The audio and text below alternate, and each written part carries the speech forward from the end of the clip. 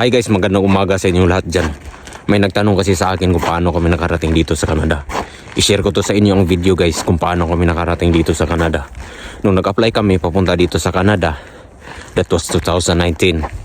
Matagal yung hintay namin guys. Almost 3 years ang hintay namin bago kami nakarating dito. So nakarating kami dito 2022. So pagdating namin dito guys, PR landed kami. Medyo pahirapan talaga ang pag-apply sa Express Entry kasi DIY application lang kami guys. Tapos madami kang pinagdaanan guys kasi DIY lang yung application namin. Hindi kami nagkuha ng consultant kasi mahal ang babayaran, saka wala tayong pera. Tapos si Mrs. yung principal applicant kasi Express Entry, kung mataas yung edad mo, bumaba yung score mo. Pero sa aming dalawa kasi, qualify kaming dalawa. Nagdidepende yan sa educational background kasi point system ang labanan sa Express Entry. Ngayon, pag-usapan natin pagdating namin dito sa Canada.